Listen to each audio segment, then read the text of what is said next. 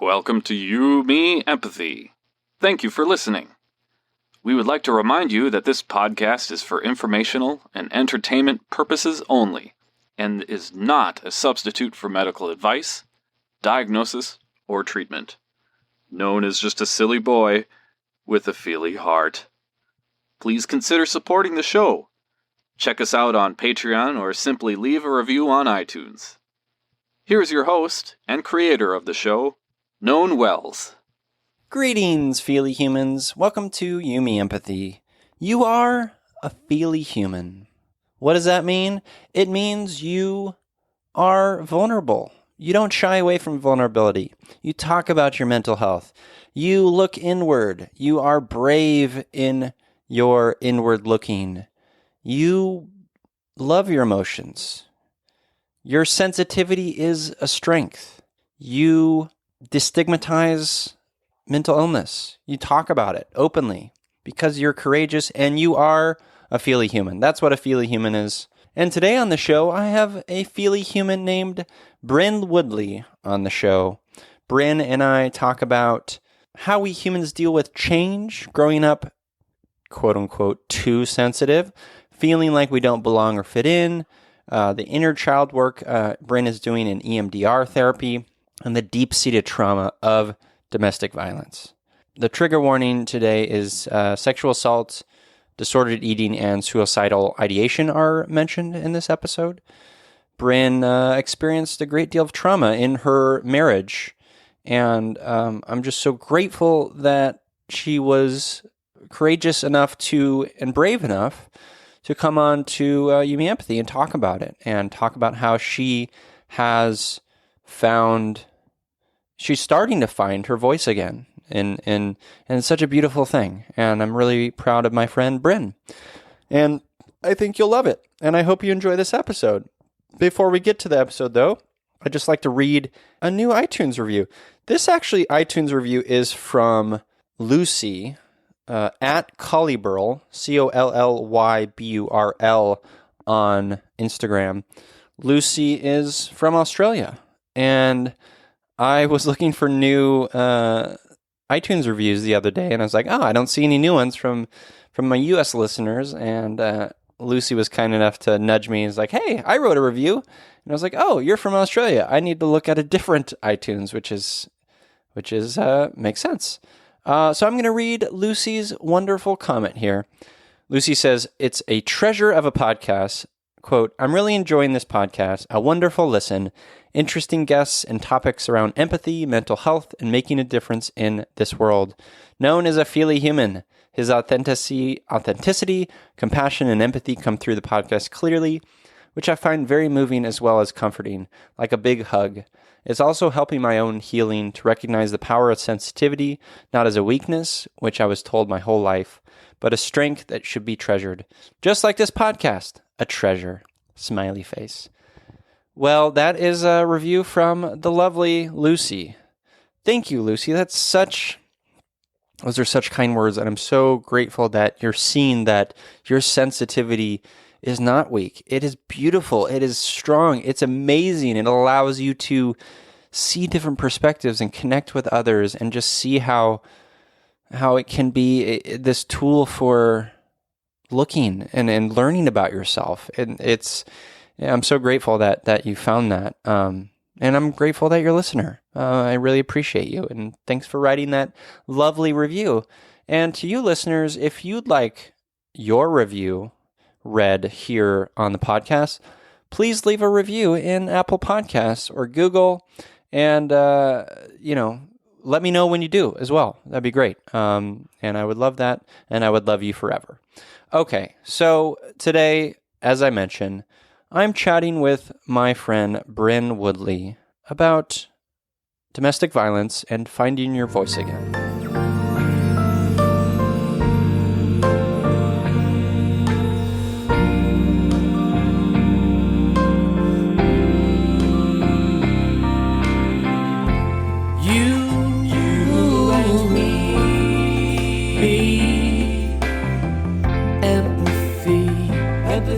Empathy, la la la la la la la. You, me, empathy. Yeah. La, la, la. Welcome to You, Me, Empathy, a podcast about exploring the struggles we face in our day-to-day lives as humans trying to get by on this wondrous and overwhelming pale blue dot. The intent of You, Me, Empathy is to talk openly, without judgment, about our neuroses, our mental illnesses, our shared anxieties and worries, to create a dialogue that is vulnerable and deeply human and empathetic, and to share that dialogue with others to inspire emotional and cognitive collaboration and insight so we can, hand in hand, break down the stigma that make us feel shame and guilt for struggling, for feeling our feelings, for being human. You, Me, Empathy is a safe, friendly space designed to inspire the beauty in each of us. Today, I'm thrilled to venture out into the empathy forest with designer, illustrator, letterer, and Rocky Mountain feeler, Brynn Woodley. Hello, Brynn. Hi, Noun. How's it going? Good. How are you? I'm doing okay. It's been a wild week for me, but we'll get into that in a second. I'm happy to have you, and today we're going to explore your story, and I'm excited to connect. The listener should know that we've connected before in person, which was lovely. Yes, it was. Yeah. So let's before we get into that, let's do an emotional check-in. How are you feeling today? How's your week been? I'm doing good. I'm a little nervous about this, but I'm excited more than I am scared. It's kind of been like the last couple of weeks I've been feeling like almost, I don't know if this happens to you, but I get like this end of the year cumulative fatigue and I feel exhausted. And this has been a particularly like transformative year from like interior space for me. And I've had to do a lot of deep internal healing work to just because of losses with friendships and other things that just resurfaced for me this year. And this week I had an EMDR session and been doing some childhood work around that, like inner child work around that, and a lot of healing in regard to just finding my own voice. And so I'm really thrilled to have this opportunity with you today.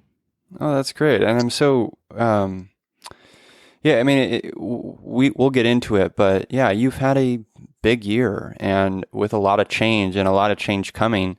And I think that's always a challenging thing, even if it's like for the good and we're doing the work to like recognize that it's a path that we need to follow. It's always challenging. So, be gentle with yourself and remind yourself that like you're doing the good work, and if you stumble and if it's difficult a little bit, then that's part of it.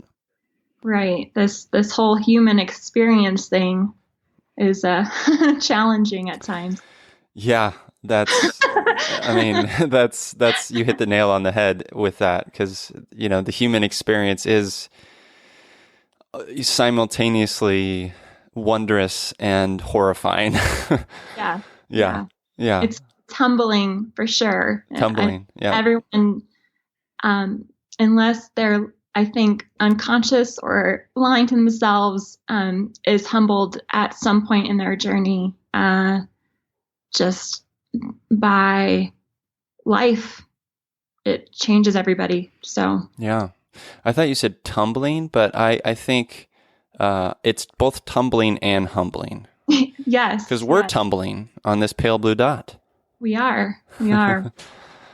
Well, that's good to hear, and I'm really grateful you're here. I'm excited to learn more about your story, and I think your story will impact people, and people will find a way in and relate and find meaning for themselves, and that's a courageous act on your part. So you should feel good about that. Thank you. You're welcome. my emotional check-in this week is it's been a wild week, as I mentioned. Yes. I've seen pictures. So Yeah, so it's December 1st as of this recording. And this past week, we had some rain. And with that rain, we had some leaks in our roof, which has been frustrating, has been anxiety-inducing, has been sleep-depriving, has been just very stressful. And, yeah. There was a night where I was up very late putting tarps and plastic on the roof. And, it's hard for me as an anxious person to I can do all that, but then my mind goes to, oh no, the water's going into the wall. Like, is that going to cause worst scenario kind of thing? Yeah, exactly. Is that going to cause mold? I'm just like, that's where my brain goes. And I had a moment of clarity, however, yesterday thinking about it, and it's just like, it's just a thing. It will be fixed. We just have to wait for the weather we just have to wait for things to dry up a little bit, and then we can address it, but for the time being, it's a little chaotic in the house, and there's some buckets and things. Yeah. But it'll be okay. Yeah. Yeah. So that's where I'm at. The other thing I wanted to mention is, because I mentioned it on the show before, I finally got I finally went back to the doctor for my stomach. Oh, you did? I did. Yeah. I've had stomach issues for a long period of time, and I was diagnosed with SIBO many years ago, well before there was actually FDA approved drugs for SIBO. Yeah. So I took the test. I think it was on Monday morning. And it's basically, if you don't know what the hydrogen breath test is, look it up. It's weird test. It's weird. You have to fast. You can't drink anything but water, and then you're just kind of breathing into tubes for a course of a couple of hours. It's strange. And so I shipped that out, and then I started taking an antibiotic, and I will finish that antibiotic in a week or two. So yeah, that's where I'm at. I'm hoping that the antibiotics will help with my SIBO symptoms, because they're just not fun. I think No. I've been. It's a weird thing how one can just kind of get used to a thing and just accept it. And that's where I was. I was just accepting the fact that I had every day stomach issues and cramping and gas and all this just nasty stuff. And I was just no, I'm just tired of it. Experience, I understand. Yeah. Yeah. So I'm hoping the drugs will help diminish that a bit. And that's where I'm at. Yeah. So Yeah. roller coaster of a week. Roller coaster of a week. That is for sure. So let's get into your story, Brynn. As you know, because you're an avid listener of the podcast, seminal moments. What are maybe a moment or two from childhood, from your youth, even adulthood, that speak to who you are today? So I think because so much of what I want to talk about today is happened in my adulthood, the last few years. But to kind of give a framework, what I'll do is I'll share more a lumped experience and the messages I received from those, and how I internalized things from my childhood that really shaped who I was and kind of put me in a space that kind of made it easy for me to make myself small in the world.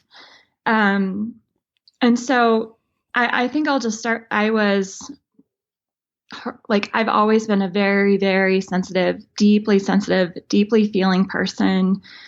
That was not something that was very valued in my family, if at all. It was definitely seen as a weakness. I was told I was, too sensitive, like ad nauseum. And the message I received from that as a little girl who just really wanted to be loved and accepted and felt like I belonged in my family and with people in the world was that I couldn't be myself and that I wasn't okay as myself. And I kind of took that in through the rest of my life. And my parents, I have a lot of compassion for because they have their own stories that were really difficult, but they're on their healing journey too, but their lack of consciousness with their own self and their story really impacted me. And so I was kind of given this message where I couldn't be myself at home. And I didn't, and when I was 9, I went through this, my family and I, we changed schools. Well, we moved from I grew up in Southern California, and we moved from one part of Irvine to another. And at the time it was like a very different socioeconomic thing, from where we moved in Irvine, California. And it was very up and coming and very wealthy. And I was a new girl in this space, and I was behind academically at the time. And I was just horrifically teased,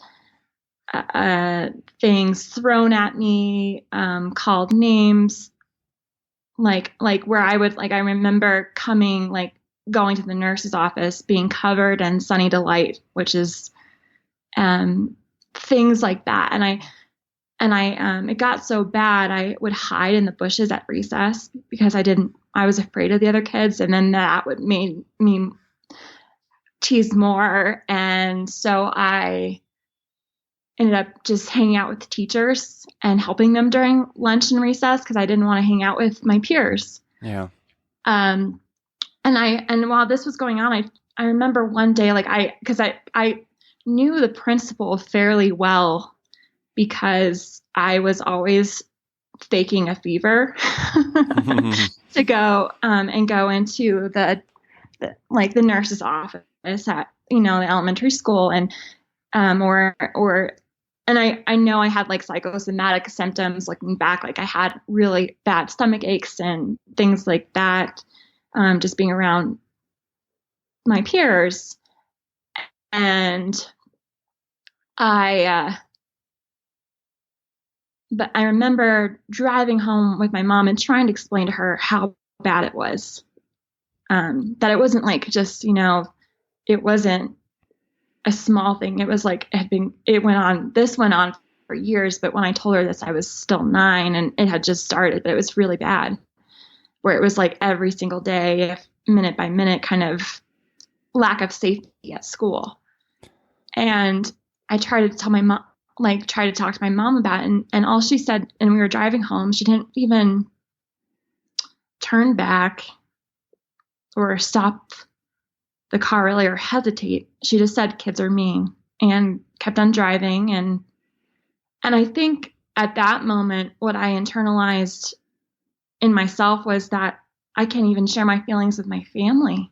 Mm-hmm. And so I just completely withdrew from the world. I lived inside my own imagination, which in some ways I'm very grateful for.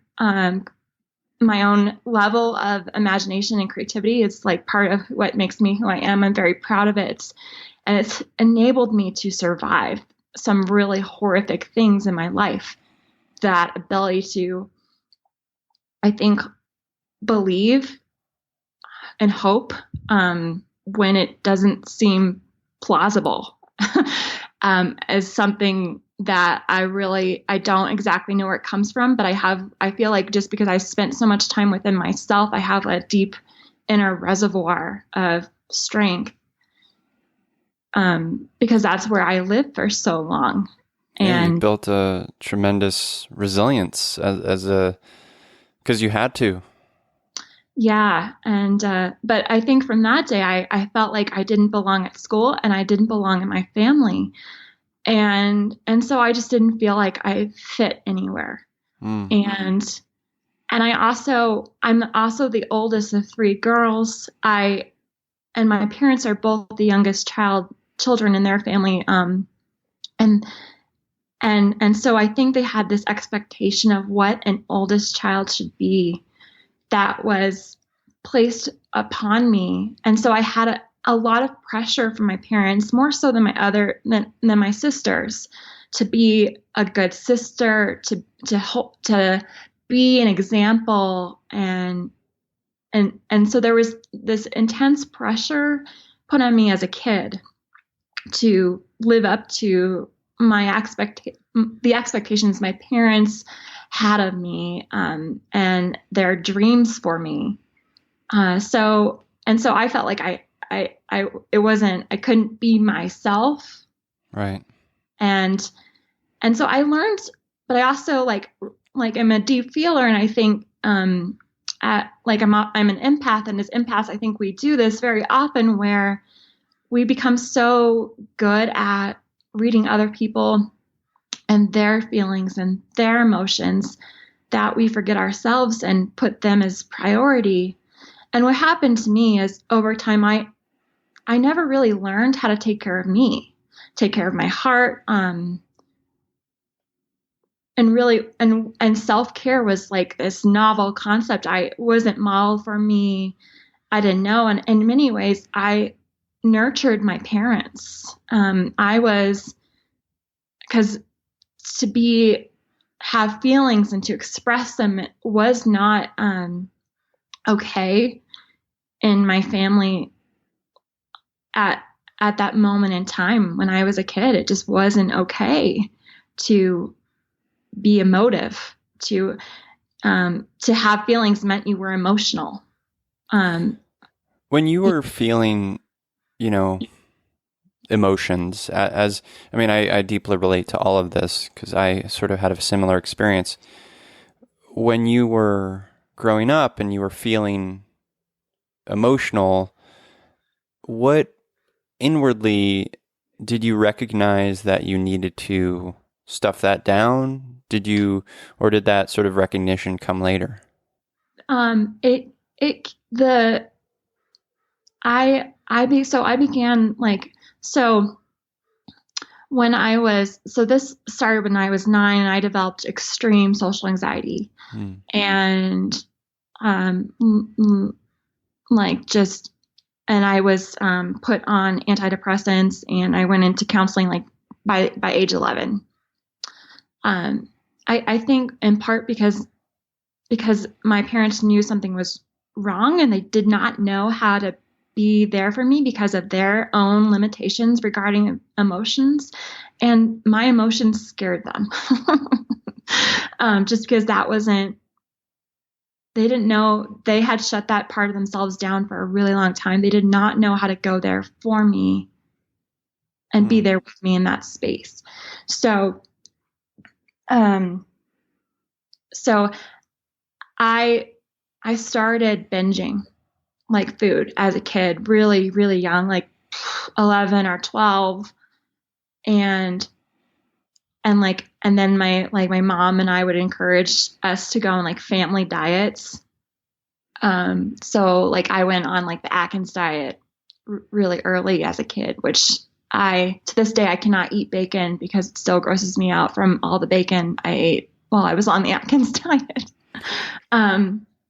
But yeah, so I was and I learned how to be a people pleaser, how to shut myself down, but that was really unconscious, and that it was just kind of became almost default behavior. Yeah.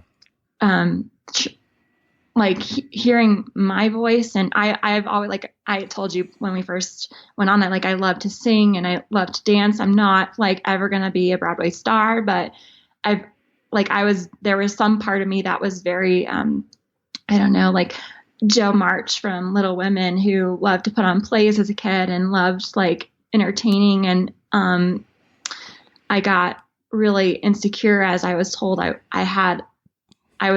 couldn't stay on pitch and I was really off key. And so who was giving you that message? Your family? My family. And I was. So you truly couldn't be who you wanted to be. Yeah. I'm so sorry. Yeah. Thank you. That's so hard. I mean, as an adult, it's hard, but as a kid, it's heartbreaking. It's damaging, and I relate. Yeah. Yeah. So I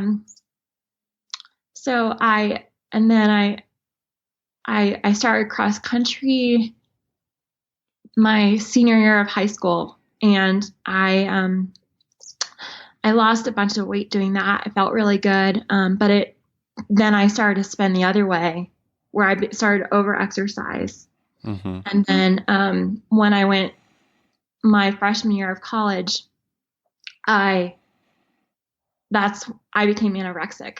I was on the cross country team and I was running 40, 50 miles a week. And I think I was eating 800 calories a day. So you were counting calories? Oh yeah.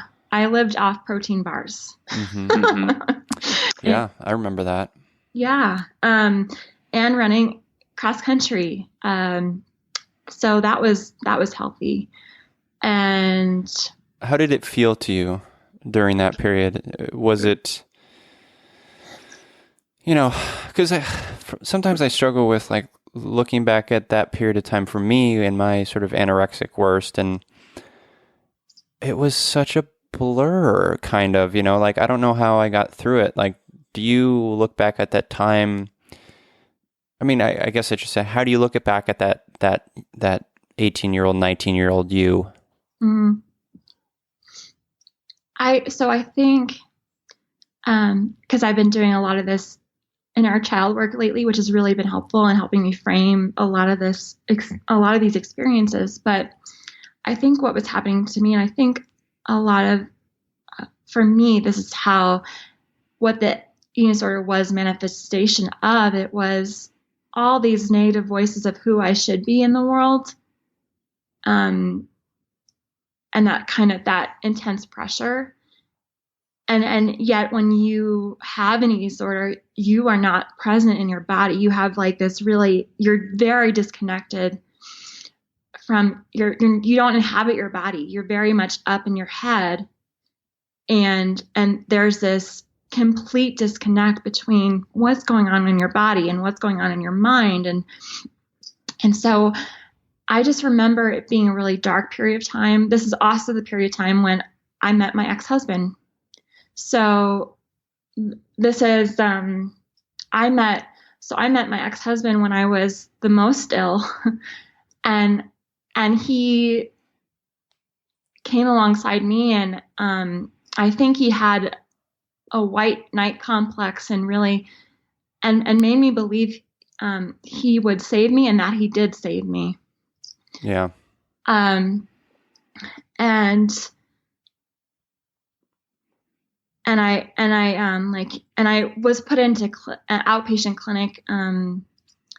My parents, my mom never came, my dad came, but it was very difficult.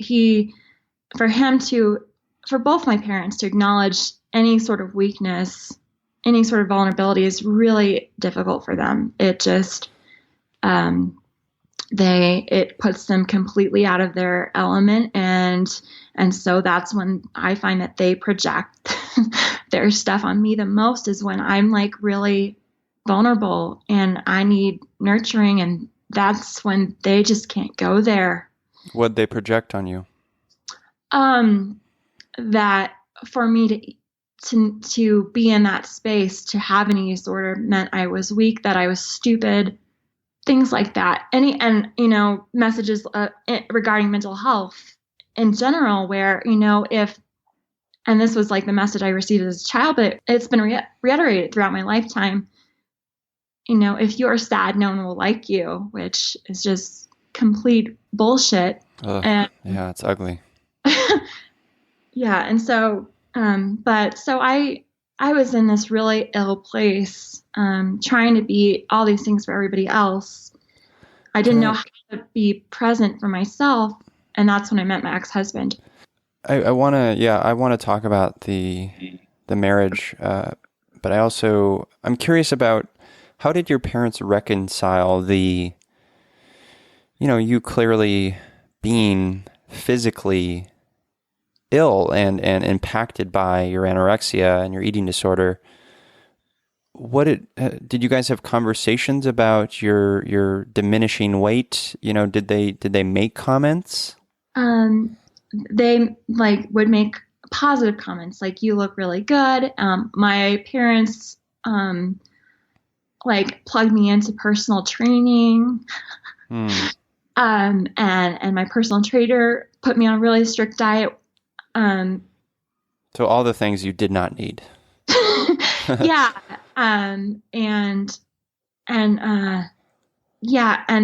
And so, like, that was like when it was starting, like, because I started my freshman year, and then it became really full blown and awful my sophomore year of college. That was when I was the most sick, and that was after a summer of, you know, exercising twice a day, 5 days a week, and being on a really strict diet with a personal trainer. Wow. That was, you know, funded by my parents and encouraged by my parents. And then my parents, after being anorexic for a time, I started being bulimic, because, I mean, just as a natural response to my body needing to be fed. Right. And after being deprived for that long, needing food and needing my brain needing food and nutrients and sustenance to live. Did you feel any anger or resentment toward your parents during that time? Yeah. Yeah, I think for me, that's been a really difficult thing. And that's a lot of this year has been me forgiving a lot of hurt from my parents, a lot of just held on resentment that I've had trouble letting go of. And just like accepting, like,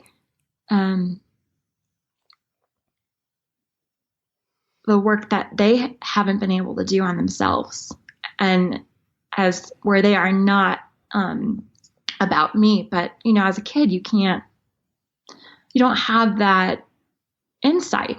You don't have that ability. And so. No. How, I mean, I'm going to play the devil's advocate for a moment. How do you forgive that? How do you accept that? Like, it's, you know, I've had some trauma in my life and issues with my parents. Yeah. And I've come to terms with, you know, most of them with my mother. And then we have a relationship, and I love my mother. My father, on the other hand, I don't want a relationship with. It's just too painful for me. And it's too hard. Like, I'm wondering how do you get there with your family? I know it's different, and the experience is maybe a little different, but what does that work look like for you? So for me, and this is kind of jumping ahead, of course, but I'm very grateful. I found an incredible therapist about 3 years ago, and I've been doing EMDR work with her, really going into a lot of these old stories and being able to, and for people who don't know what EMDR is, I always confuse acronyms, so I'm not going to like break it down, but you can look it up. But for the best way I know how to describe it is, it's a way of time traveling in your own life where you get to control these negative experiences that were really detrimental to you in the moment, and come at them when you're in a place of strength and power. And almost like you have the full resources of who you are today when you're in that moment back then. And so it's almost like you are with yourself in the past with all, and so you're a good time traveler. Yeah, it's like and so I love it. It's like you get to be a time traveler in your own life. It's I don't know if you've seen the movie Divergent. I have, yeah. I read the book, I think, too. Yeah. The way I think that movie shows how she kind of goes back into these moments, and she's able to have like tools to kind of fight her fears, is like a really powerful visualization for what EMDR is like, to where you have the full resources of who you are today to go back into these past memories so that you can work with the neuroplasticity of your brain where they don't trigger you anymore. They don't have any power over you anymore. They just get to fade away as memories, but they don't hold the weight that they did. And that's been really powerful. Another thing that's been really, really important for me is really learning about my family and my family story, and learning about my parents and how they grew up, and my grandparents and how they grew up, and the stories of my family. And because I think I don't know, like, but I think there's this theory that we're born with a blank slate, and that's just simply not true. We're born in the story of our families, and whatever our parents didn't work on, whatever they're unconscious of, and whatever they're not able to do the work on themselves gets projected on to us. And so, like, I mean, it's power to all the parents, but to do that work, but also, like, for me, it's allowed me to be simultaneously really compassionate towards my parents, but also hold the anger and frustration and sadness and grief and mourn myself as a little girl, because it gives me a lot of compassion knowing my mom's story, and knowing my dad's story, and how that has manifested in who they are today, and how both my parents had really difficult childhoods, and they had to be grown-ups before anyone should really have to be a grown-up and take charge of their families. And both my grandmothers on both sides were victims of marital abuse. So it's helped me understand my own story, have more compassion for myself, like to understand that this framework, this patterning within my family existed long before me. And I walked into a lot of these patterns unconsciously. And it's only in the last couple of years, and this year especially, I've done a lot of work with family members back east, because I have a lot of cousins who live in Boston, who are my mom's first cousins and my second cousins, and it's really my only tie to my very, very Irish Bostonian family, to really know more about my family and the history of mental illness on my mom's side. And so I think just all of it is information. It's just helped me with this information. Yeah, there's been a lot of anger that's come up that I've had to really process and sit with and let myself feel all of it. But on the other side of it, I've been able to have a lot more compassion, and it's brought me a lot more genuine love and forgiveness for my family members. Wow. I'm so glad to hear that. And it sounds like it's really helped you and your story. And it's what you're really doing is you're empathizing, you're learning about, your parents' stories, and in an attempt to, find that compassion, find that empathy. And I think that's really admirable. Yeah. It's hard. It is hard. Yeah. Well, and I think just innately as children, it's an innate desire to want to love our parents and to want them to love us. And that's just a fundamental need and desire to love and need love. And when we don't feel that, and it's not communicated to us, whether it's intentional or not, that's our experience. And so that requires a lot of intentional work to really understand that. And also, because as children, we internalize it. We think it's our fault. Yeah. And it's only been really, as I've done a lot of deep healing the last 5 years, that and really this year has been a lot about my family and healing my inner child and just sitting with her and giving her space to explore that I've really been able to come full circle to that space. But it's taken a long time. It's been a big journey for my family. And there have been a couple of rough years, the last couple of years for my family too, that I think that have enabled my parents to be more compassionate and hold more space for me, and also have more, just be more present with who I am and more accepting of myself. Like over Thanksgiving, I could just say I needed, that I was craving introvert time. And so it wasn't, they didn't feel bad. They knew that was just a need. It wasn't, and in the past I would feel guilty for needing to take that time for myself because my family loves these big group gatherings and it's very extroverted and I can go there, for a time, but I can't live there. It just exhausts me. And so I need to be able to retreat in my space. And I was really grateful that was just understood this Thanksgiving, which, it was really, really welcoming to me. Yeah, that's amazing. They're allowing you to be a bit more of you. Yeah. Yeah. You know, I was doing some research about, I think, a word for it's transgenerational trauma or inherited trauma. Yeah. And I was reading this study from the Proceedings of the National Academy of Sciences. They basically did a study on, they found that basically the sons of Union Army soldiers, I'm reading a quote here from The Atlantic, who endured grueling conditions as prisoners of war were more likely to die young than the sons of soldiers who were not prisoners.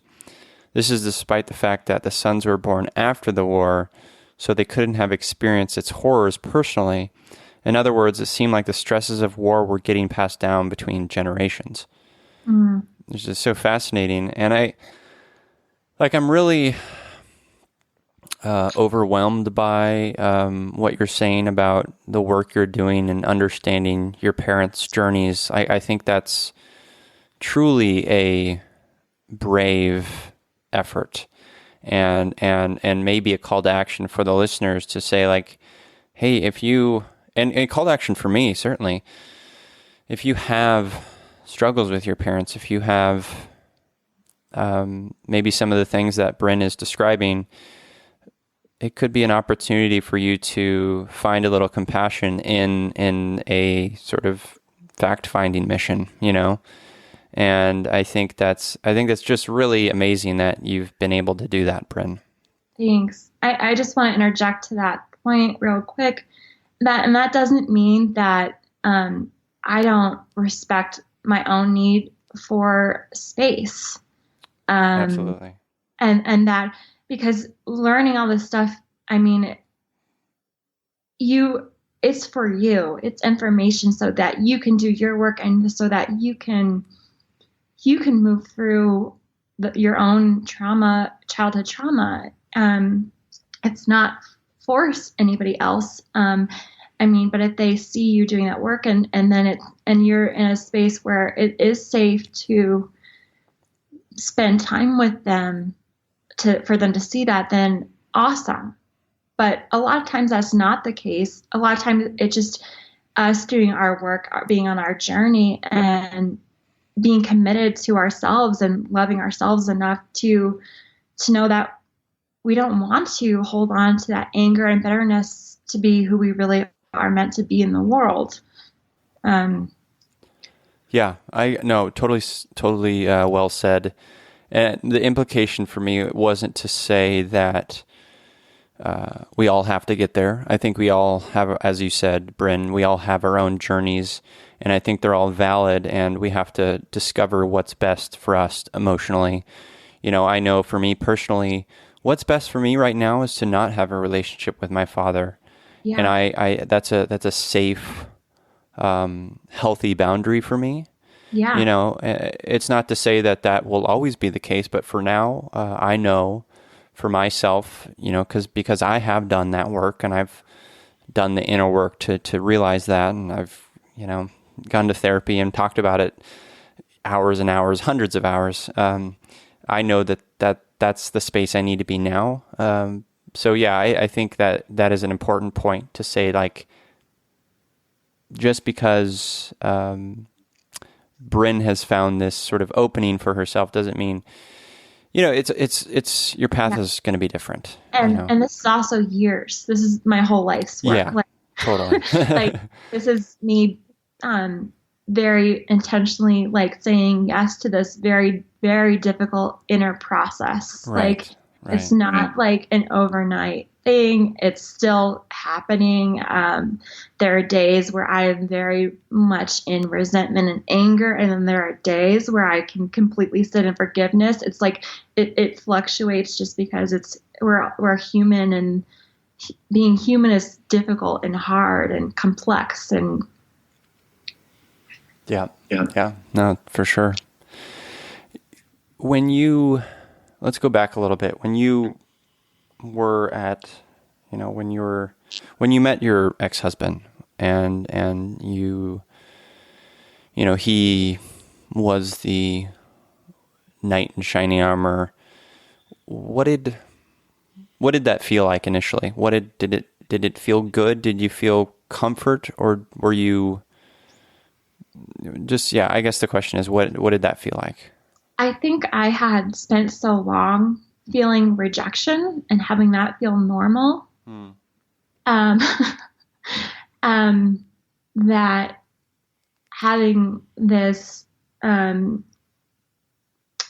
show interest in me was really surprising. And I also felt deeply understood. Like, he made me feel understood. And I think for me, because that wasn't something I received growing up, that made me feel very loved. And so, I mean, so I was very vulnerable with him, and shared a lot of my childhood. But I think he just saw me as like a broken toy he could fix. Like, I was on the land of misfit toys, and I mean, it's Christmas almost, so I'm just going there in my mind. But just like, and he thought, I don't know, maybe he could be the key, or I don't know if that was like the thought process. But I mean, we dated long distance for about 4 years, and we were married for 5. So it wasn't like it was a decent amount of time for him to really impact me and my life. And he, I think at the time I believed that if it weren't for him, I wouldn't have survived my eating disorder. I really believed he saved me. He was very emotionally abusive and very critical. But I think because those were familiar things, I didn't see them as red flags. Right. I didn't know that wasn't healthy, because that's all that I had known. And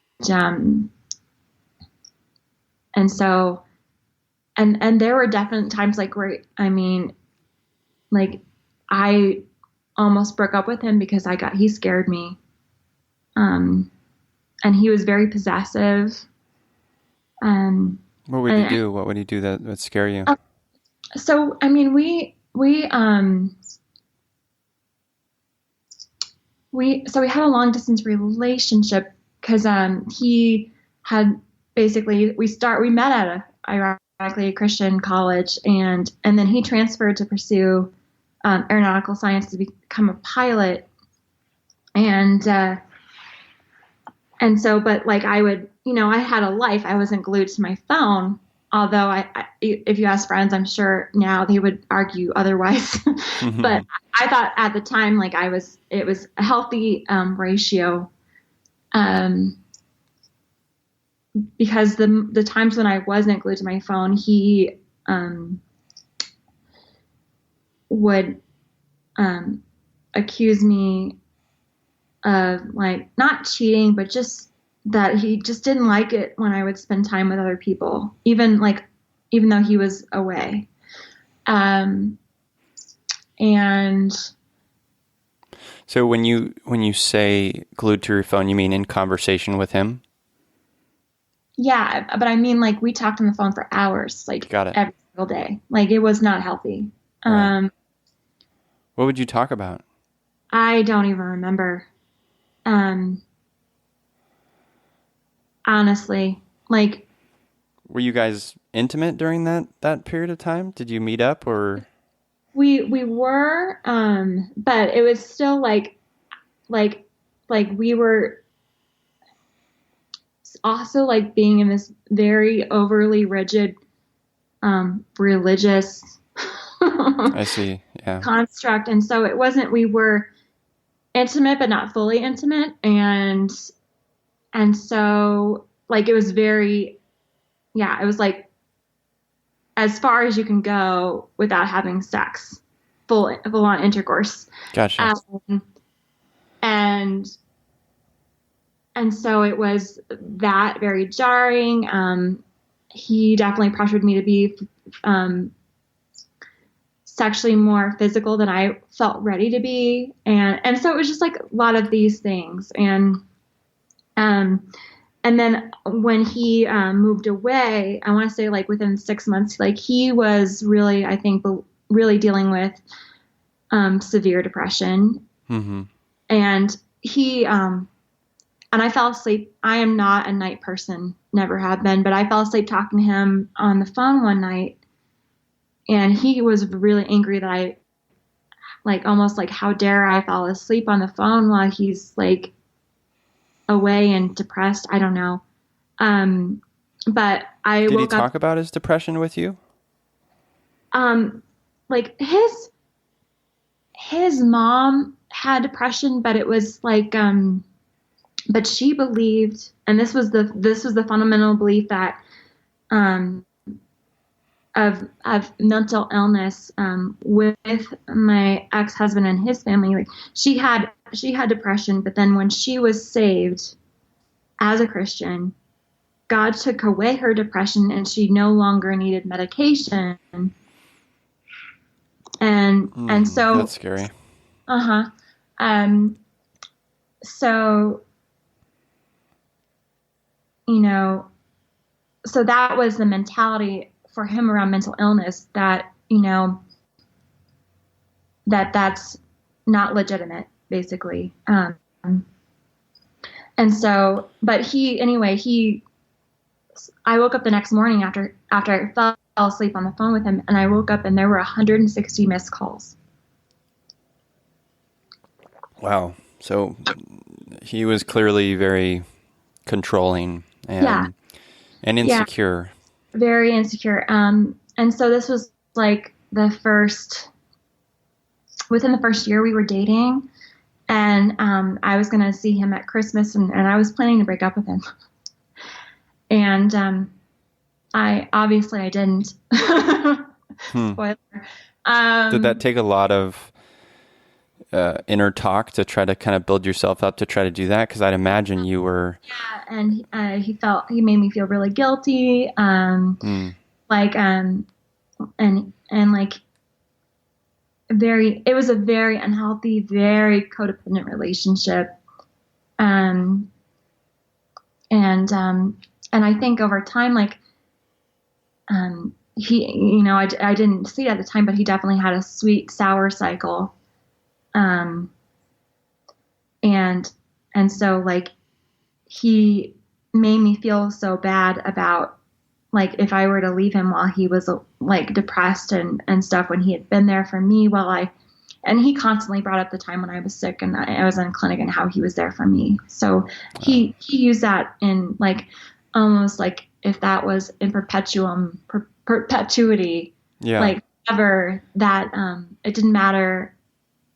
Yeah, I mean, he was deeply emotionally manipulative. Yeah, and very spiritually manipulative too. Would use God as a leverage. Oh yeah, I know that. My father used to do that. Yeah. He'd scream, "What would Jesus do?" at me. Yeah. He would say things like, you know, you're a mess, but God still loves you, and I do too, even though you're screwed up. You know, really horrible things, and I mean, but also this was the first person that made me feel wanted. Mm-hmm. And so it wasn't a healthy relationship. I didn't really know what healthy was. But this was someone I thought wanted me, and I hadn't experienced that. I had been, prior to my ex-husband, I had been like in real life. I mean, we met when I met him when I was 18, my ex-husband. So that kind of gives you, really young. And you were anorexic at that time. I was anorexic at that time and bulimic. It flip-flopped. And I, and prior to that, I had boys like be interested in me and go on a couple dates, and then they would like basically like, you know, text me, or at the time I think AOL, like AIM. You're dating yourself. Yeah. Say they weren't romantically interested. And honestly, that prior to my ex-husband, that intense rejection is what began the intense anorexia. It was just like, I think the cherry on top after feeling that way at home, and then just not being able to feel that way, feel wanted by peers or romantically. And so I think for me, it was just this deep, intense feeling of rejection that led me to just, to accept this slow death that is, an eating disorder. Yeah. We as humans, we said it earlier, but it's very clear here again. We need to be loved. We need to be seen for who we are.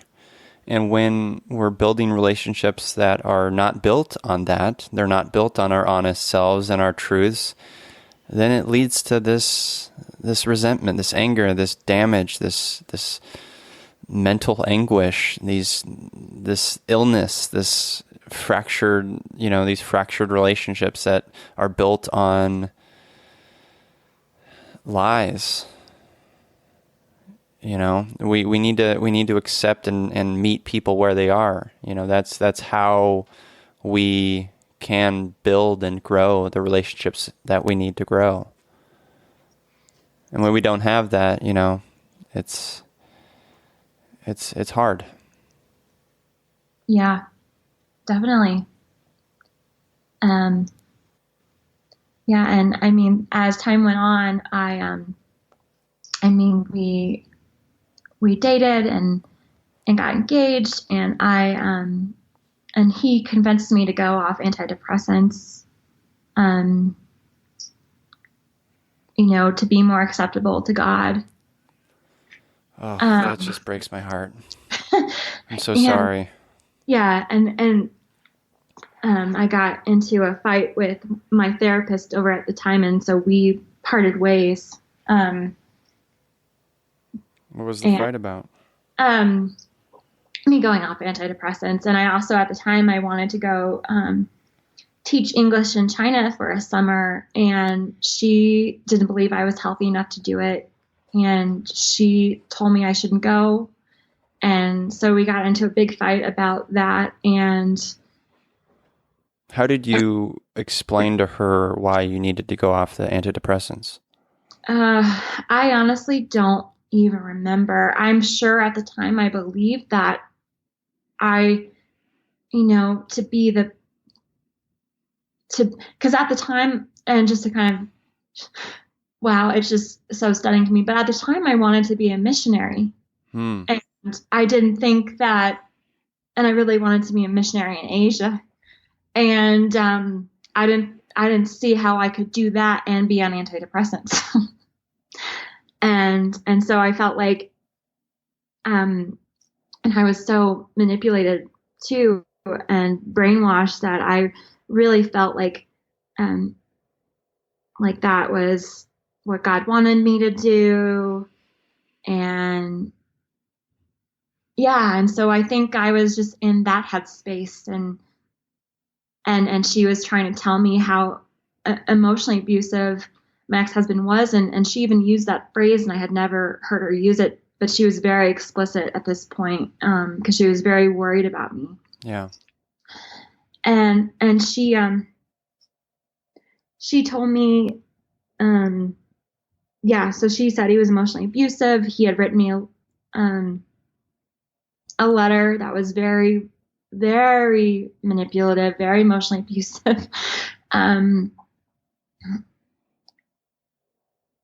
That she kept referencing that that he wrote when I was thinking about breaking up with him during our first year of being together. And I just was like, you're wrong. And, he loves me, and, that whole thing. Yeah. And, yeah.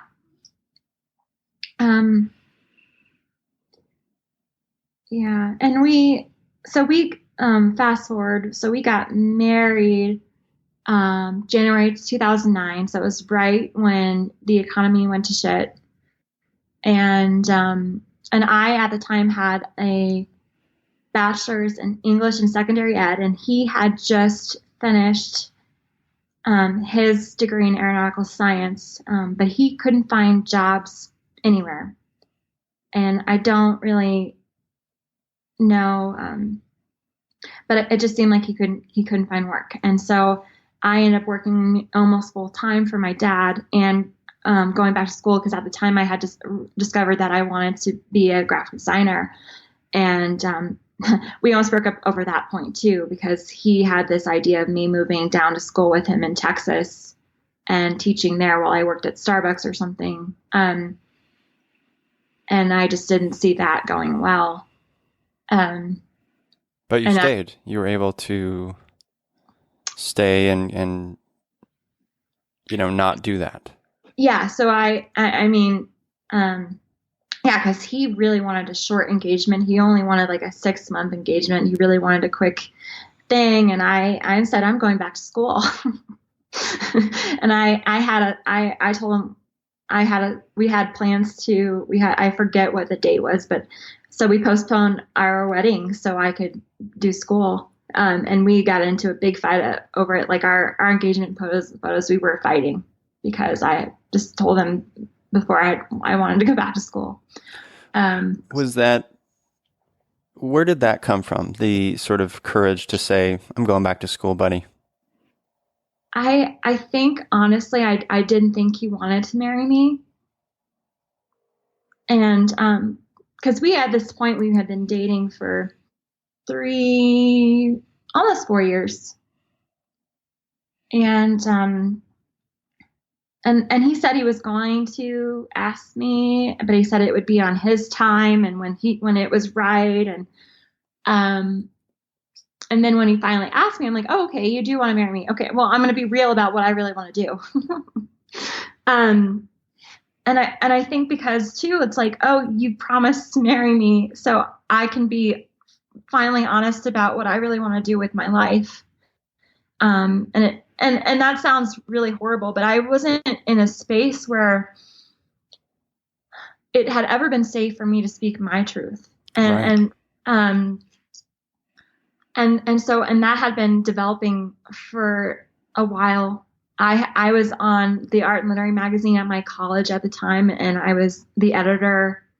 I was the visual editor for that. And that was really what showed me that, combined with working for my dad, were what showed me I really wanted to be a graphic designer, to be a graphic artist, because I was loving that.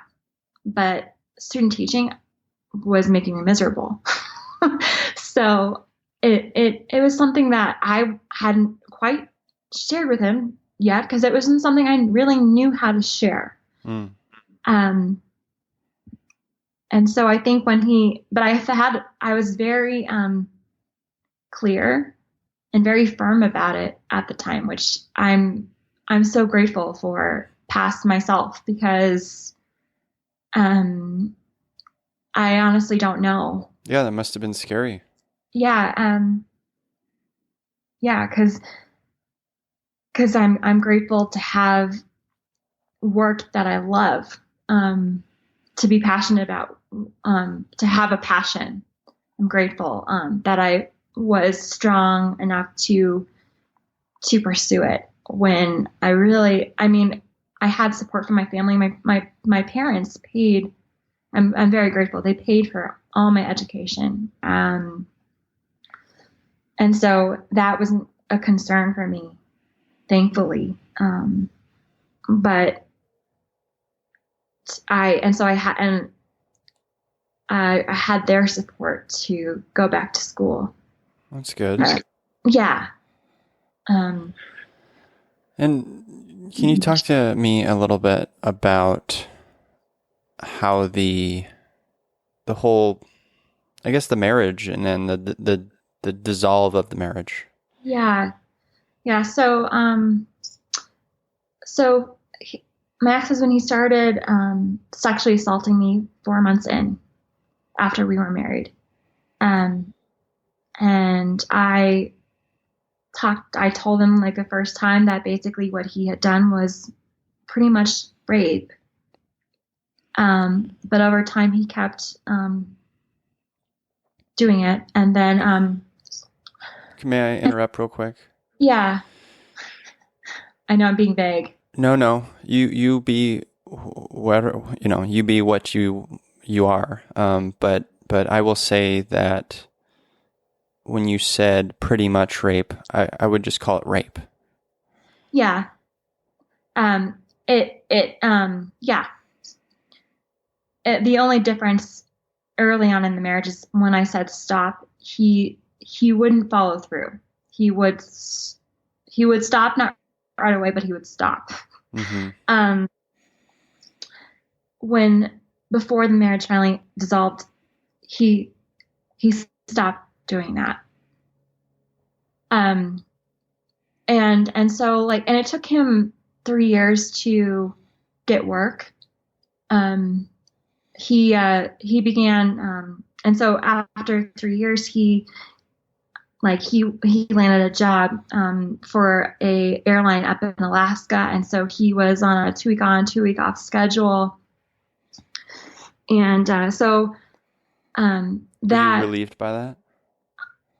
Honestly, at this point, I had no relationship with myself. Having an eating disorder really destroyed my trust in me. Yeah. And I had made him be my God. Mm-hmm. And so for me, I fell into, I started to get deeply depressed. And for me, this is when my eating disorder started to come back. Like, not more than thoughts, where it was followed through with physical behaviors. Restricting calorie counting and and so that sort of thing, and binging and purging, they would oscillate for me. But it was, and so it was weird. I had this time to myself, but I didn't know how to be by myself. I didn't know how to take care of me when he was away. And yet, this is also when my SIBO started to develop, is with all the stress and SIBO buddies. I know. And so I was all the stress. That was how it manifested for me. And I had also developed severe gluten intolerance and dairy intolerance. And so, but he kind of thought those were silly, I guess, and not legitimate. And so didn't really respect my needs to refrain from certain foods. So when he was home, it was still early and I hadn't really learned how to eat with all these new parameters. And so I was a lot sicker when he was home. Because you would just eat gluten? Because he... because we would go to a coffee shop and have pastries, and I would even though you knew it was going to upset your stomach? Well, at the time, like, it was still early. It wasn't, my symptoms gradually got worse and worse and worse to the point where I couldn't even have, like, now if I have even like salad dressing or teriyaki sauce, it's like horrible. But then it was like this new thing. And it had been, and also oddly, my doctor, I took the hydrogen breath test, and my doctor ran it the first time, and she said the results were inconclusive, and it didn't really, so she's like, you just have IBS, and that didn't really help me. And I was like, she put me on like a FODMAP diet, and but that wasn't really helpful. And then about 6 months later, I show up in her office right before Thanksgiving, and I'm horribly sick because we had just gone to the Great American Beer Festival. And yeah, so that was good. That I don't think I've ever been that sick in my life or since, thankfully. But so at that point, you started really changing how you eat and stuff. It took time, and he just didn't really respect it. And he thought that, the whole not eating gluten thing was a trend, and also like we were still in a very religious community, and I was starting to refrain from taking communion because I couldn't eat bread, and that was seen as like sacrilege. And I'm like, I'm sure God will understand. Nope. I know. God hates gluten intolerance. Yeah. So, I mean, yeah. So I got more and more sick. I both mentally and physically, and then he started to feel really secure in his job, and I think he had always wanted me to move away. And I was working for my dad then as well, and I knew, like, deep down, like, that wasn't like long term what I was supposed to be doing, but I wasn't quite ready to leave my job. And he had wanted to move to Alaska, and I said, I'm not moving to Alaska. I need the sun. And so somehow we ended up in Seattle because you need the sun. I need the sun, and that was in Alaska, and at least there's more hours of sun. Yeah. But I didn't want to go, and he gave me an ultimatum. What did he say? He said that if we didn't move, that he would resent me, and that I would keep us from doing the work God had for us. Oh my gosh. What a piece of work. Yeah. So So we moved to Seattle, and so the house I live in now, we put up for rent. Is the house we lived in together. I've been doing it's had as much overhaul, I think, as I've had internally over the last couple of years. It looks nothing like it did. But it was a house that we lived in together when we were married, and we put it up for rent, and that was to supplement my income while I looked for a new job in Seattle, and I didn't have a backup plan. I thought it would be a lot easier to get a job than it was. Hello, real life. Mm-hmm. And so I moved to Seattle, and I think after a month I was like, okay, this is fun, but I want to go home. Yeah. And I mean, and also he had a 2-week on, 2-week off schedule. We moved to a place we didn't have any friends or family. I was by myself completely in this small, tiny apartment that was horrifically expensive, and completely alone. That's hard. And so like, this is for me the point in my life where I experienced the most severe depression, and I over the next few months I would eventually become suicidal, but it was after my ex-husband followed through with raping, where it was like there was no question. The other times there was some doubt. This time there wasn't any to be left. I cried the whole time. I asked him to stop, and he didn't. And I just remember him. He kept going, and I stared outside, and it was misty, raining in Seattle. And about a month later, I was suicidal because at the time I just did not believe in divorce, and because of my faith, Catholic upbringing. Well, I was raised non-denominational Christian, but I with the school I went to and with my ex-husband, and it was very staunchly Baptist, and even though it was technically community church, it was very like there wasn't a lot of room for a discussion. Yeah. It wasn't like there wasn't a belief. There was belief on a spectrum. It was like, this is the line in the sand, and you follow these lists of rules. And I didn't even really realize how firmly it was until it became known to friends. Because until it became known to friends that we were separated. So after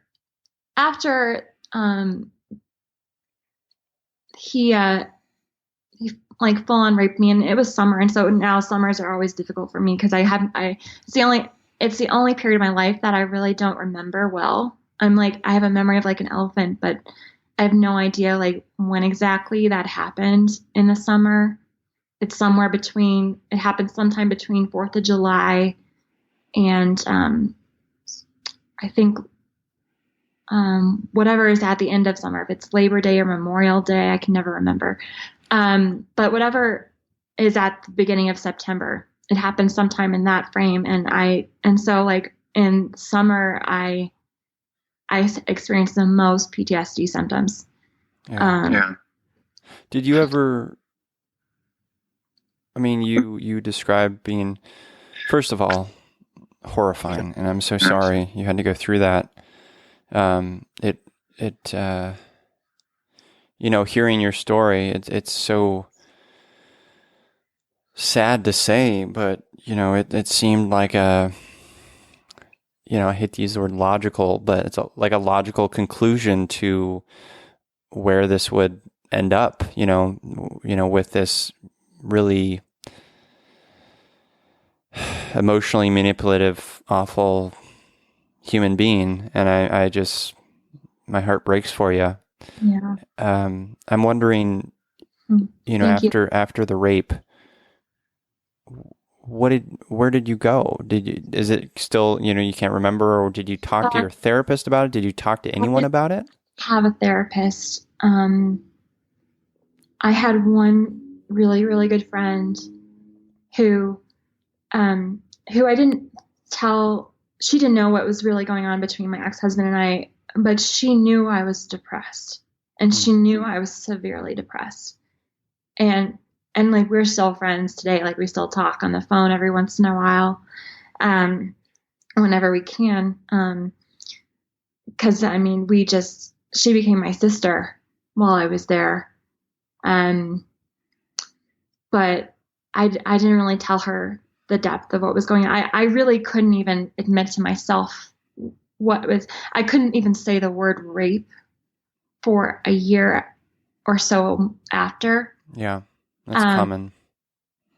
And like, I think after it happened, like, we were fighting more and more. I had a job, and I had quit it because obviously I couldn't perform well in my job when all this stuff was going on. And then I also had a very volatile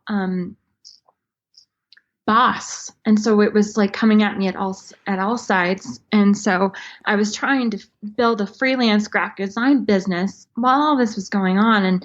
And I just did not have the inner strength or belief in myself, the belief in my own capability to be successful in that place, in that environment. So yeah, I mean, how could you? Yeah. I mean, with the experiences you had as a child, with the history of not being seen, and getting into this relationship that is so emotionally manipulative and disregarding of your own place in the world. Like, how could you be there yet? Right. And I just remember there was, like, because I was in Seattle, and there was so much water. I was fantasizing about drowning. And like, because we lived in this portion of Seattle called West Seattle, and it's on a peninsula, so it's surrounded by water. And after the rape occurred, I remember just walking. I wasn't wearing good shoes, so I remember getting, like, my feet being really, really blistered. But I walked for miles, and I walked from our apartment all along the Puget Sound, along Alki Beach. And I ended up in front of a Starbucks, and there was a bench out on the beach. And I walked to the bench, and I just stared at the water, thinking about going in and not coming back out. And I stayed like that for a long time until I got very cold. Because even in the summer, Seattle is cold.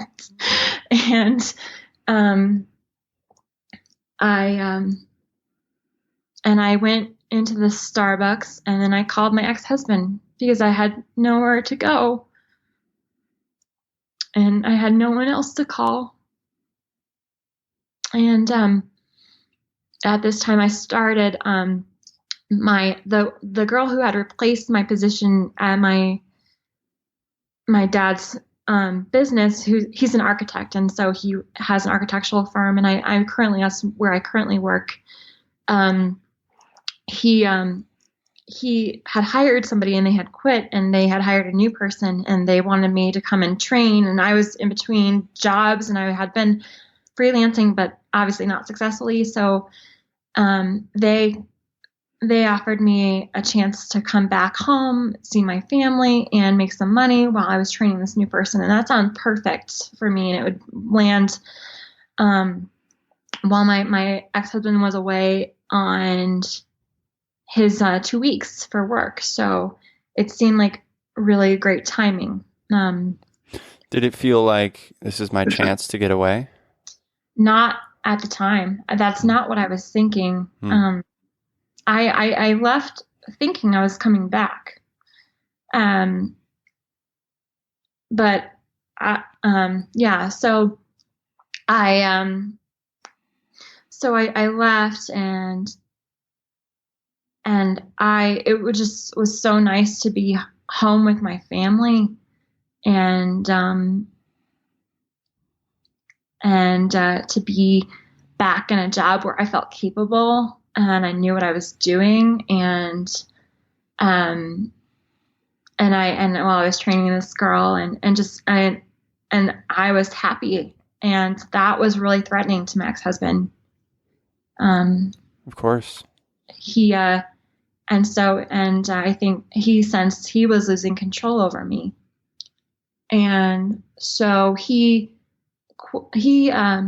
came home. He left his shift early, a week and a half early, actually. I think he was gone maybe 5 days for work, and he flew. I was in Denver with my family, and he flew to Denver to strong arm me to come back to Seattle.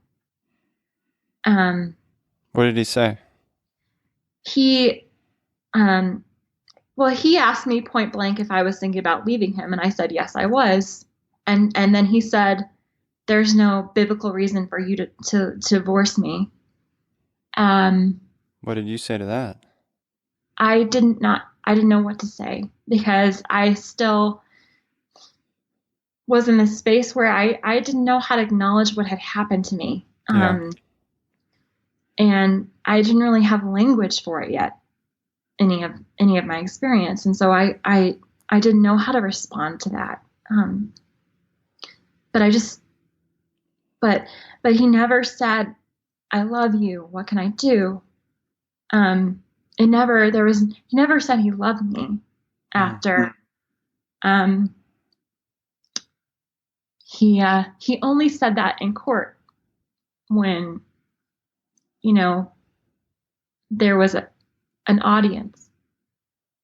And so, and at this time, like I basically said, so he started like talking to my friends, our mutual friends. And before I knew what was happening, I had people calling me,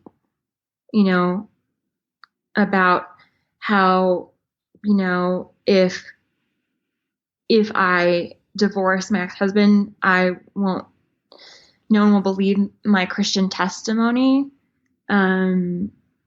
If God hates divorce. I got it from mutual friends. And also, I got emails from the church that I went to here with him in Denver, and the church I went to in Seattle with him, and about how somehow I was wrong. Wow.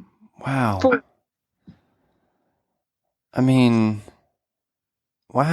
How did that must have felt horrifying. Yeah. And so, it. But you couldn't, you didn't have it in you yet, or the language or the understanding yet to say, yeah, look, this abuse happened and has been happening, for my entire relationship. Yeah, it's interesting. So at this time, like while we were separated, because he was a pilot, so he could fly. It wasn't like a big deal for him to fly from one place to another, because he could just get jump seat pretty easily. So he was back and forth, and basically running intervention with our mutual friends. Like we would have dinner with people and kind of sit with us about what was going on. But it was really like convince my wife that she's wrong. Jeez Louise. And so but he himself brought up what my old therapist had said about him that he was emotionally abusive, but he brought it up as a joke. And I had forgotten that, but he didn't. But I held on to that phrase, emotionally abusive. And I'm like, oh, that's what it is. That's what this is. And it was like from that on, a light bulb went on. And so I had that phrase. I couldn't say rape. I couldn't say sexual assault. I had no language for any of it other than emotionally abusive. So that's what I would say. And so I had friends who said that I was under severe spiritual attack. I hope these people aren't your friends still. No. Yeah, I mean, the way you're describing it, that's how trauma works. Like we have to, like there's like almost a protective thing. It's the heart guard. It's my heart guard. It's your, whatever you want to call it. It's you experience trauma, and in your case, many years of it, you go inward, but not in the way that is maybe healthy, and yeah. And then you get to a point where things are happening around you, and you're just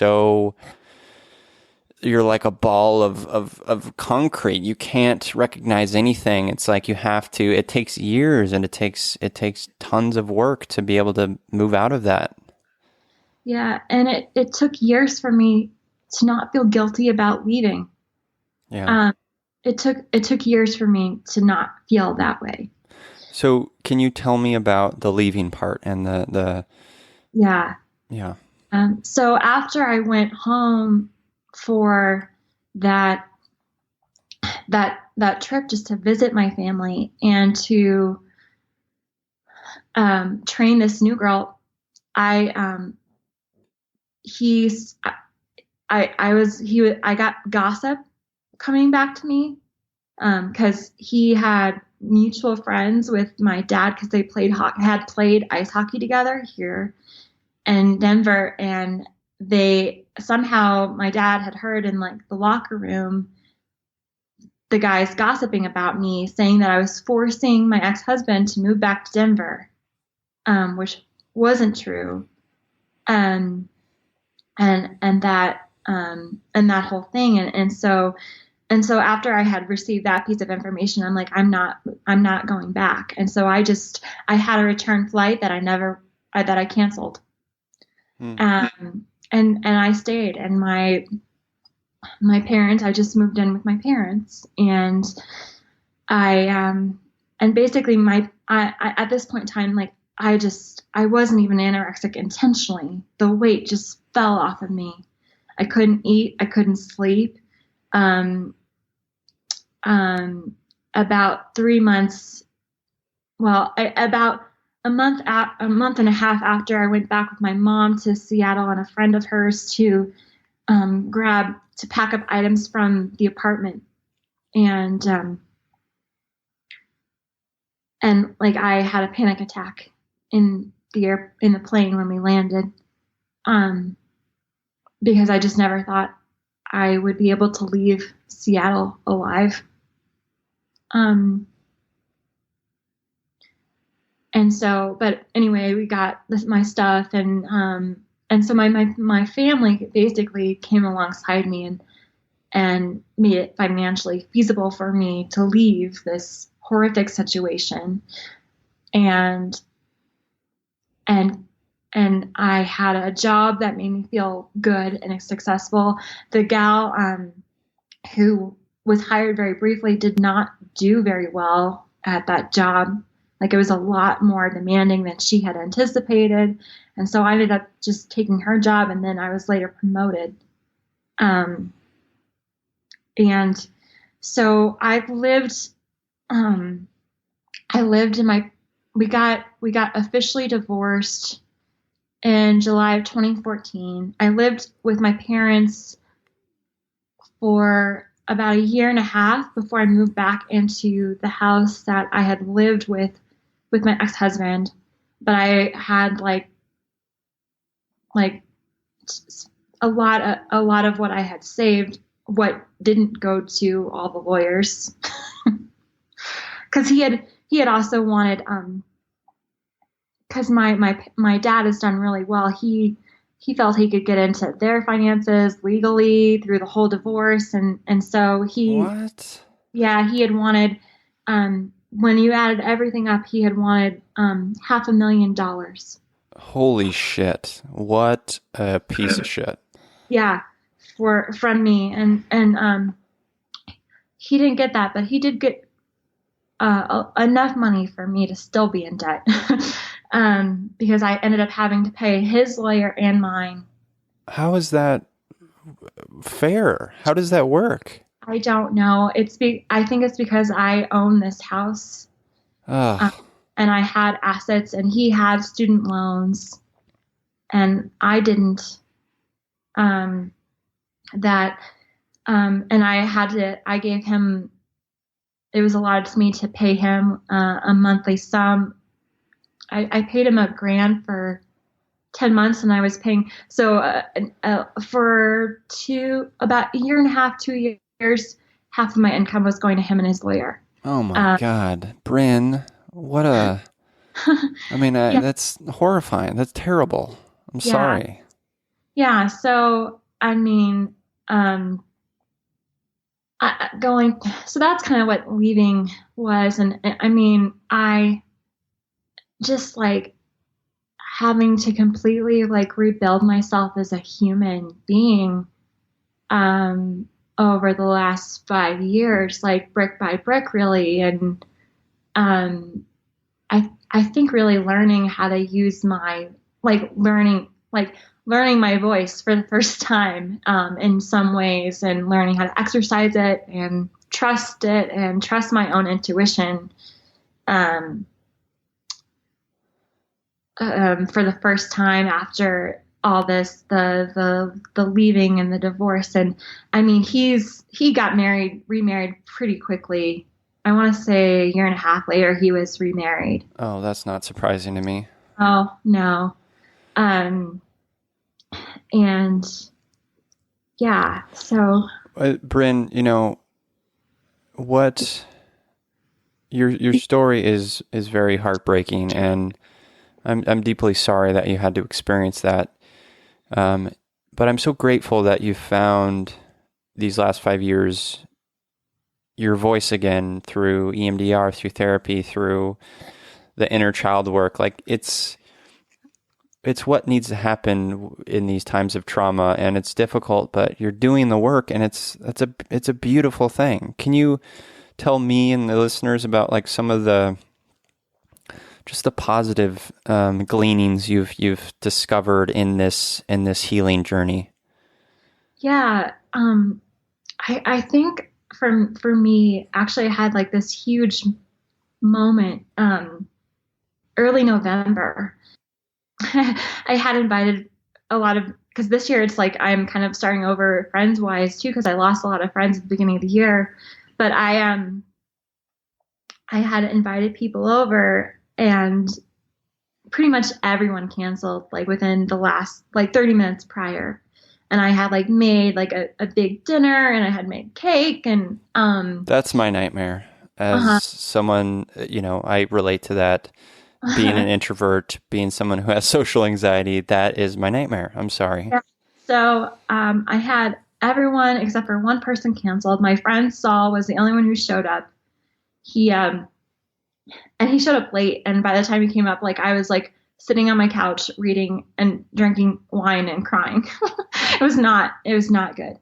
So he was there for me and a really good friend when I was in my pit of despair, if you will. But I just had this moment, because I think for so long as a kid, like I internalized all these messages I got from outside. Like I should be less sensitive. I should be a louder person to be loved. I should be, and by loud I mean not just voice. I mean like just out loud in my life, and not be quiet. not be thoughtful. Mhm. But anyway, I got all these mixed messages, and I had this moment. It was listening to. It was after this experience, and then listening to one of Lindsay Mack's podcasts. She had done the November medicine. Oh, she's the best. Previous guest on this show. I love her. And she had talked about how the snake is the only creature that sheds its skin when it no longer fits into its skin. And I had this moment where I'm like, well, what if I've been trying to fit into the skin that everyone else wanted me to fit into, but I was never meant to fit into? And instead of being unwanted, having all their messages and their projected stuff put on me and believing that made me unwanted and unworthy, what if that's not true? And what if I've been trying to fit in this skin that everyone else wanted me to fit into, but was never meant for me? And I was always meant to be bigger. And so that was a really powerful moment for me. That's amazing. What a beautiful analogy that is. Yeah. And so, so I've kind of been thinking about that, and, just, cause I mean, there was so much of me that in my childhood that was fragmented. Yeah. And I really feel like this year has been about finding all the fragments and reintegrating them all into myself and letting myself feel all of that. And really be my own best friend in that process, and really sit with myself. Like I think too, in the last couple of years, like I'm not Christian, which I think would be understandable at this point in my story. Totally. But I am a very spiritual person. I am. I am very humanist. I believe I do still, in spite of everything, there's this very strong, imperious idealist in me that still believes in the goodness of people. And where that comes from, I don't know, but it still is there.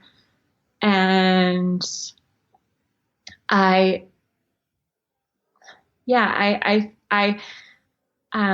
also, like, I reconnected to, like, because I was Christian, and so I didn't think it was okay for me to be innately curious about astrology, which I've always loved, but I've really deep dived into where I've really gotten to learn more about like the science behind astrology, where like it makes a lot more sense than just like what is your sign, which has really helped me do a lot of like understanding, because it's really about learning about your life's path and what and because when you get into the theory of it, it's about like what your soul contracted to do in this life, and what your hero's journey is in this life, and for me, learning that has been really powerful. And then also learning tarot from Lindsay Mack, and as a way of connecting when I have moments of PTSD, when I'm just in extreme dissociation, to connect, to know what is real. And I think the artist in me really loves looking at all these, and artist and history lover me loves looking at these symbols that have been around for forever, that are archetypal in nature and speak to the full depth of human experience. And that's really helped me do a lot of healing. I love that. Yeah. That's so good to hear. I'm glad you made it out. Yeah, me too. It saved my life. I can honestly say I don't think I would be here. Yeah. Yeah. And so that's another thing. Like I don't think I would be here without my family. Hmm. Um, It's such a beautiful and really deeply poetic way to put it. You know, you talk about finding all the pieces of yourself. And I think we all need to do that because there are so many experiences in our lives that do either mute the pieces of ourselves or hide them someplace or, you know, fracture them to a point where it's so far away that takes us years to find, you know, and in finding those pieces again, is accepting of ourselves. It's about accepting ourselves, loving ourselves, recognizing that we are valid, feely humans that are worthy of love and worthy of respect. And it's a life mission for most of us, you know. And I'm glad you're on that end of the journey. yeah. Me too. I think like this year I've been able to feel like this deep gratitude and simultaneously feel all the sorrow. But I think that's also heightened the depth of gratitude. So it's kind of gone hand in hand. Yeah. And let's start kind of wrapping up. I want to talk a little bit about the work you're doing now and what is really your passion and you know, yeah, all that stuff. Tell me a little bit about the work you're doing and the work you're looking to do more of. Yeah. So after the divorce, like when that whole process, like it wasn't safe for me to be on social media. So I wasn't on Facebook. I wasn't on Instagram. And I'm still not a huge fan of Facebook. I'm not on Facebook very often, but I have a weird love for Instagram because I love pictures. And after the divorce, I don't know. I just, for some reason, I was reading a lot of Brene Brown and her work on being vulnerable and being brave and how those two things are not mutually exclusive. In fact, they're entirely necessary for one another. And so brave became like a mantle for me. And I started telling myself to be brave every day. And so I came up with the moniker Brave New Brynn, you know, because I'm also an English nerd and I apparently just had Aldous Huxley right there. Also, there's a little bit of nice alliteration in that. There is. I'm a fan. And so I started calling myself Brave New Brynn on Instagram, and it was about me just being committed to be brave to myself every day and show up and share my story in hopes that it would help somebody else. And I mean, as I've been on my own healing journey, like we all are, there are things to me being in a place like this now where I can finally share all this, has taken a long time, a lot of work. And so, that is at my heart now.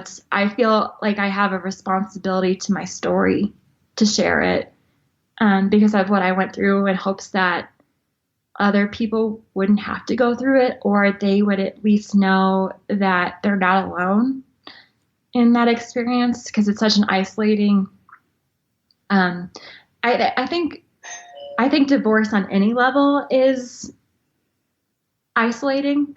Yeah. And trauma and abuse is just dehumanizing and isolating. And so I think, so that for me is very much a part of my heart.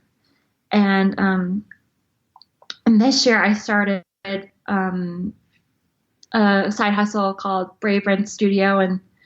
And eventually the plan is to do Brave Brynn Studio full time. and it will be a full like graphic design branding boutique where I do everything from branding and lettering. Because really at my heart, I love stories. I love people and their stories, and businesses have stories too. So,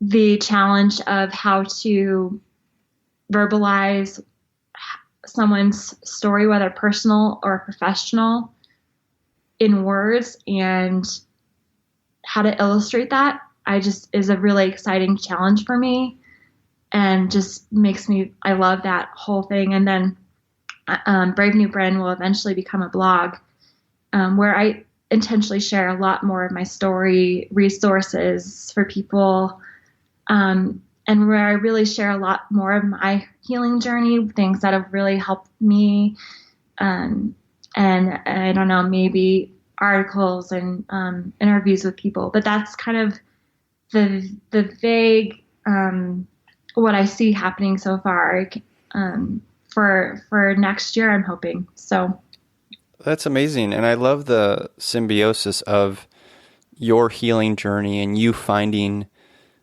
the words for your story and then the work you do and helping people do that for their company, their brand, what have you. There's a beautiful symmetry there. Yeah. Yeah. It's, the journaling is where I started lettering. I mean, I had always I was the girl who made up her own fonts as a kid. Like, I've always been weird, that way. But my journal was the only safe space I had for a long time when I was living with my ex-husband. And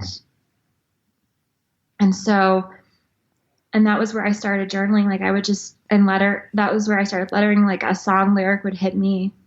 And I would just illustrate it. And that's when it started. So for me, it's hand in hand, like my healing. And it's also me, being an artist and being a writer. That was something that, I think anyone who's like, is not seen, at least in my family, was not seen as, something you can do professionally. You can be creative, but you have to you can be creative and you can be an architect, but you can't be an artist. It was a weird message. You can be a good writer, but you can't make a living as a writer.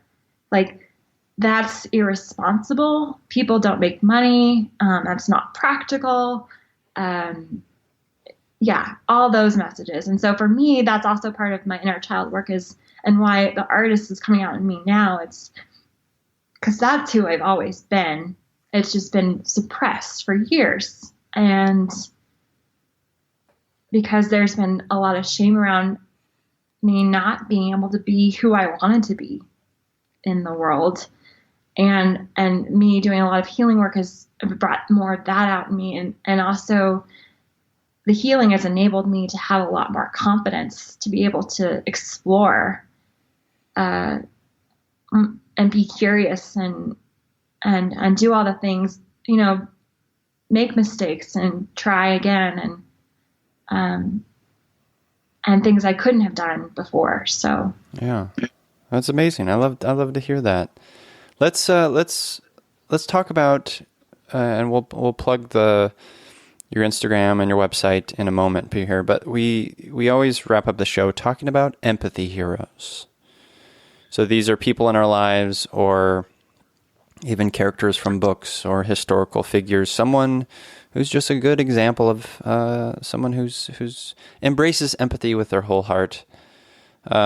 Would you like to go first, or would you like me to go first? I think I will let you go. I know that's like the trend, but I'm gonna just keep to that for now. Yeah, that's your choice, and I accept.